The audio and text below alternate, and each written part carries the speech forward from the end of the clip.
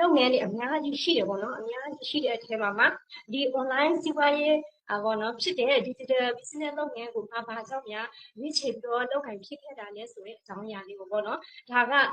်လိုပြောမလဲတယောက်နဲ့တယောက်ကဒီ file ရဆိုလို့ရှိရင်မတူညီကြဘူးပေါ့နော်မတူညီကြတဲ့အပေါ်မှာဒီအမရဲ့ file လေးကိုပေါ့နော်ကျမတို့အားလုံးနားထောင်ကြရအောင်ဟုတ်ကဲ့ပါကျမပေါ့နော်ဒီလုပ်ငန်းတွေအများကြီးရှိတဲ့ထဲကနေဒီ business ကိုဘာကြောင့်ရွေးချယ်ခဲ့တာလဲဆိုလို့ရှိရင်ပေါ့အမကတော့အရင်တုန်းကတော့ဒီ business မတိုင်ခင်တုန်းကတော့ပေါ့နော်တခြား business တွေလုပ်ခဲ့တယ်ဒီ engineering project တွေကိုအများကြီးလုပ်ခဲ့တယ်သူတယောက်ပေါ့နော်ဆိုတော့အကြောင်းမျိုးကြောင့်ပေါ့နော်အမတို့လုပ်ငန်းတွေရက်သွားတဲ့အချိန်မှာနောက်ထပ် business တစ်ခုကိုထပ်ပြီးတော့ရွေးချယ်ရတော့ပဲဆိုတဲ့အချိန်မှာဆိုလို့ရှိရင်တော့အများကြီးရွေးချယ်တာပေါ့နော်ရွေးချယ်တယ်ဆိုတာကတော့ဒီလိုမျိုးပေါ့ပုံမှန်လုပ်နေကြအလုပ်တွေလိုမျိုးပဲအလုပ်တွေကိုလည်းရွေးချယ်တယ်ဆိုတော့ခါကျတော့အမဆိုင်ငန်းငါးကတွေညီနေငါးကတွေအလုပ်သမားကတွေအရင်ကြီးတွေအများကြီးကုန်ပဲပေါ့နော်အဲ့ဒါတွေလည်းအမထပ်ပြီးတော့စိတ်မပင်ပန်းကျင်တော့ဘူးပေါ့နော်အဓိကကသူများတာဝန်ကိုမယူချင်တော့ဘူးပေါ့နော်ကိုယ့်ဟာကိုယ်ပဲလုပ်ချင်တယ်နောက်တစ်ခုကကျတော့အမတို့ဒီစီးပွားရေးလုပ်တယ်ဆိုတာလည်းပေါ့နော်ခေ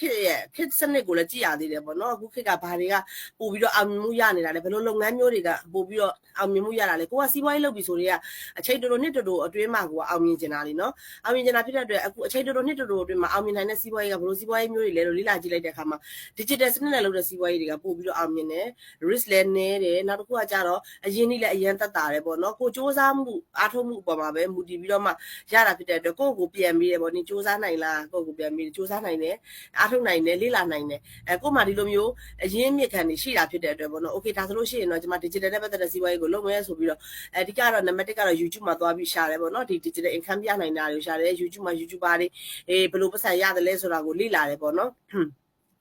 လေ့လာပြီးတော့မှ YouTube မှာအလုပ်လုပ်မယ်ဆိုပြီးတော့လေ့လာရင်းရနေပြီးတော့ digital စနစ်နဲ့ပတ်သက်တာတွေကိုလေ့လာတယ် digital marketing တွေကိုလေ့လာတယ်အဲ့လိုကနေပြီးတော့ဒီ Facebook မှာလည်းပေါ့နော် digital နဲ့ပတ်သက်တာတွေလေ့လာတယ် digital marketing တွေလေ့လာတယ်ဆိုတဲ့အချိန်မှာ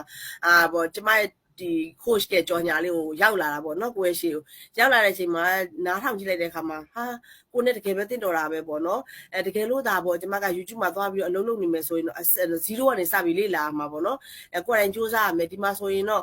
0ကနေစပြီးလေ့လာရတာချင်းအတူတူဒီမှာတော့ကိုယ့်ကိုတွဲပြီးခေါ်သွားပေးမယ်မန်တာတွေ coach တွေလည်းရှိတယ်ပေါ့နောက်ကကျအောင်မြင်ပြီးသား business တစ်ခုနဲ့ကိုယ်လက်တွဲပြီးလုပ်ရမှာဖြစ်တဲ့အတွက်မအောင်မြင်မှလည်းစိုးရိမ်စရာမရှိဘူးလေအရန်ကတော့ system ကြတဲ့လုပ်ငန်းတစ်ခုလည်းဖြစ်တယ်ဆိုတာကိုလေ့လာတွေ့ရှိထားတယ်ပေါ့နော်အဲ့ဒါနဲ့ကျမကနေအသေးစိတ်ပေါ့နော်အသေးစိတ်လေ့လာမယ်ဆိုပြီး$149သွင်းပြီးလေ့လာလိုက်တဲ့အချိန်မှာတကယ်ပဲဝမ်းသာသွားတယ်ပေါ့နော်ကိုကလေ့လာနေတဲ့အချိန်လေ့လာပြီးတဲ့အချိန်မှာတကယ်ကိုစိတ်ကျဉ်နေမှုရတယ်ဘာဖြစ်လို့လဲဆိုလို့ရှိရင်ဒီလုပ်ငန်းကပေါ့နော်ကျမလိုချင်နေတဲ့ business ပုံစံမျိုးလည်းဖြစ်တယ်ပေါ့နော်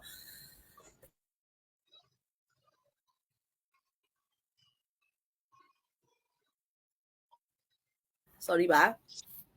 ချောင်းလေးနဲ့ဆိုလို့ဟုတ်ကဲ့ဆိုတော့ကိုလိုချင်တဲ့ပုံစံမျိုးဖြစ်တယ်ဘာဖြစ်လို့လဲဆိုလို့ရှိရင်ဒီလုပ်ငန်းမှာဆိုလို့ရှိရင်ပေါ့ကျွန်မဝန်ထမ်းတွေခေါ်စရာမလိုဘူးကိုတယောက်တည်းပဲလုပ်လို့ရတယ်နောက်ကကျတော့ကျွန်မဘေးနိုင်ငံကိုသွားဒီစီးပွားရေးကပါသွားတယ်ပေါ့နော်မြန်မာနိုင်ငံထဲမှာဆိုရင်တောင်ကြီးမှာပဲနေပသိမ်မှာပဲနေကိုဘေးနေရာပဲသွားဒီစီးပွားရေးကလုပ်လို့ရတယ်ဆိုတော့လေသဘောကျတယ်နောက်တစ်ခါကျတော့အရင်နေ့ပိုင်းကိုကြည့်မယ်ဆိုရင်လေစီးပွားရေးလုပ်ငန်းတစ်ခုလုပ်ပြီးဆိုမှတော့အရင်နေ့ကျတော့လူတိုင်းမရှိတာပေါ့နော်ဒါပေမဲ့အဲ့ဒီအရင်နေ့မှာကိုကချိန်တစ်ခါလာရင်းနေ့ရပြီးတော့ထက်ခါရင်းနေ့စရာမလိုတဲ့အချက်ကလည်းကျွန်မတို့အရင်အဆင်ပြေတယ်ပေါ့နော်ဆိုတော့ပြောမှဆိုရင်စီးပွားရေးတစ်ခုစလုပ်ပြီဆိုလို့ရှိရင်စိတ်ပီစီမှုနည်းမှပဲကျမတို့ကဒီတစ်ဖက်မှာ motivation ရပြီးတော့အောင်မြင်လာဖြစ်တယ်ပေါ့နော်စီးပွားရေးကစလုပ်ပါပြီဆိုတော့ကိုကစိတ်ပီစီမှုများနေငါဆိုင်ကိုဝယ်သူမလာသေးဘူးလား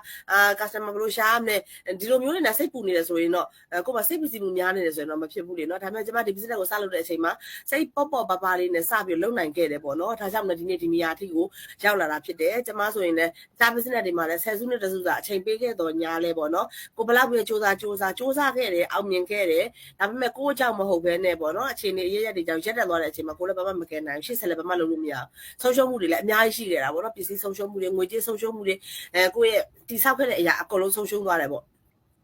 ဒါပေမဲ့ဒီ business ကကြတော့အခုညီမတင်းတင်းကျူမြန်မာပြည်မှာနေတယ်ဒီ business ကိုလုပ်တယ်အခုအချိန်ကြီးကြောင်းထိုင်းနိုင်ငံမှာသွားပြီးတော့နေလဲဒီ business ကပါနေတယ်ပေါ့နော်ကို့မှာဆုံးရှုံးခြင်းမရှိဘူးပေါ့နော်အဲ့တော့အမလည်းဒီလိုပုံစံမျိုးသဘောကျတယ်ကိုကစူးစမ်းအားထုတ်ခဲ့ပြီးတော့တိဆောက်လာတဲ့ဥစ္စာတစ်ခုကပေါ့အရှိအဟုန်ကောင်းလာတဲ့အချိန်မှာရက်တက်သွားတာမျိုးမဖြစ်ချင်ဘူးပေါ့နော်ဒါကြောင့်မို့အမကဒီ digital စနစ်လုပ်တဲ့စီးပွားရေးကိုရွေးချယ်တာဖြစ်တယ်နောက်ပြီးတော့ဒီ digital စနစ်လုပ်တဲ့စီးပွားရေးကိုလေ့လာလိုက်တယ်ကိုဒီ business တစ်ခုလုပ်နေတယ်ဆိုပေမဲ့လို့ဒီဘက်ကနေ income stream တစ်ခုရရုံနဲ့မကောက် digital နဲ့ပတ်သက်တဲ့နောက်ထပ် income တွေအများကြီးကိုလည်းဖန်တီးနိုင်တယ်ပေါ့နော်အခုဆိုရင် Facebook တွေ YouTube တွေအကုန်လုံးက monetization ပေးနေတဲ့အချိန်မှာပေါ့နော်အဲ့ရနေတဲ့ income တွေရနိုင်သေးတယ်ပေါ့နော်အဲ့တော့ digital နဲ့ပတ်သက်တာတွေကိုတစ်ခုလေ့လာရင်နောက်ထပ်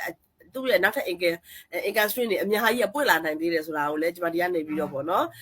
knowledge လေးအနေနဲ့ပေးခြင်းပါတယ်ဟုတ်ကဲ့ကျေးဇူးတင်ပါတယ်